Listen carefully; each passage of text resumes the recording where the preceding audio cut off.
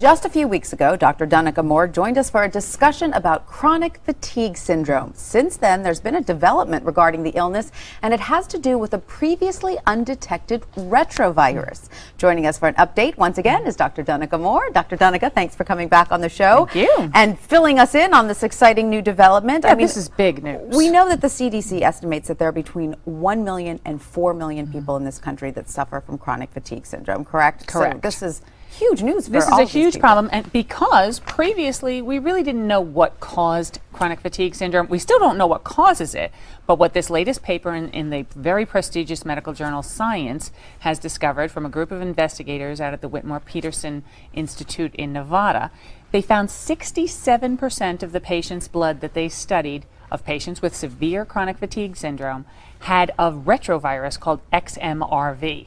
Fascinating. And so the link, we don't yet know exactly what this means. We don't know if it's a causal link, Right. so this caused that. We don't know if it's a coincidence. We don't know if it's what's called a piggyback virus, so that in these patients they're more susceptible to this virus, or we don't know if it's a red herring. What we do know, what this study shows us, first and foremost, most importantly, is there is a biologic basis for chronic fatigue syndrome. So we don't want to hear any more about, oh, they have depression or it's all in their heads. That argument is over. What a This is relief. yet another piece of evidence that this is biological. It's not the first piece of evidence, Right. but it's the most alarming and attention-getting, or what Dr. Suzanne Vernon of the Chronic Fatigue Immune Deficiency Syndrome Association calls a game changer. And what a relief for the millions of sufferers. who And their now- family members Absolutely. and their doctors who've been frustrated by this. Yes. Now what needs to happen is we need much more research from the CDC, from the NIH, from the National Cancer Institute, from everybody who needs to take this retrovirus as seriously as we took the other most famous retrovirus, HIV. HIV. Absolutely. Before we get into that, explain to us, please, the difference between a retrovirus and a regular old virus. Right. Very simply, it has to do with differences in how the virus reproduces. So a retrovirus gets into the host cell and becomes part of the host cell DNA. That sounds terrifying. Yeah, and so it stays with you, presumably forever, unless you have an antiretroviral treatment, And which so hopefully will be in our can you pass future. it on to your children and your children's children into... Well, in the case of HIV, which is a retrovirus, we know that can be passed from mother to child through the birth canal and also through breast milk. We do know that these viruses are transmitted through exchange of bodily fluids, not through the air like the flu virus.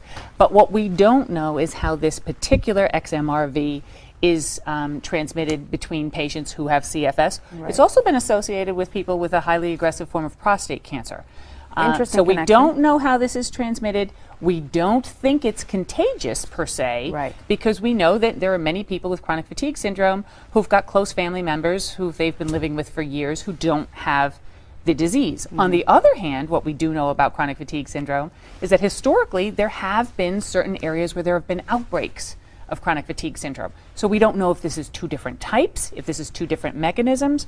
We don't know if this is just one of many viruses which may cause chronic fatigue syndrome, but we do know that we now need to do a lot more research on this. Now, a retrovirus like HIV, we know it can be passed down one generation, but can it be also passed down subsequent generations? Or we don't know Honestly, yet? I don't know if grandparents and grandchildren studies have been done, but if the mother has it, we know it can be passed. So much more needs to be studied. Now, you say that this information came out of a private lab. Why is it that these private labs seem to be on the cutting edge here? Well, the first thing is that this is funded by a family who has a daughter who has chronic fatigue syndrome. So this family is extremely philanthropic and extremely motivated. And to probably find, extremely wealthy. Yeah, and they also have generated an institute where people Sure, can donate absolutely. money. So it's funded by private funds. The state of Nevada also contributed money. This was also a collaboration with the Cleveland Clinic and the National Cancer Right. Institute. But Dr. Judy Mikovits, who was the lead investigator on this study, really gives a lot of credit to the Whitmore family, who has really pursued this with a single focus and a single purpose. And that's what we now need the CDC to do. Absolutely. Is to Take the say, next okay, you know, this is at least as important as swine flu. Absolutely. And so what exactly is the next step? Now we've discovered this retrovirus, we've identified it. Now what is the next step? The next step is to expand the studies and reproduce the studies. Right. Always in science, whenever we have a pivotal trial or a new finding, we want other labs to be able to reproduce it in other groups of other patients with CFS. And we want to understand, what is this retrovirus? How is it transmitted? Is it infectious? Is it treatable? And can we develop a blood test to make the proper diagnosis in all of these patients? All right. So this is all a great lot of work. information. Dr. Donica Moore, thank you so much for filling us in on this exciting new development.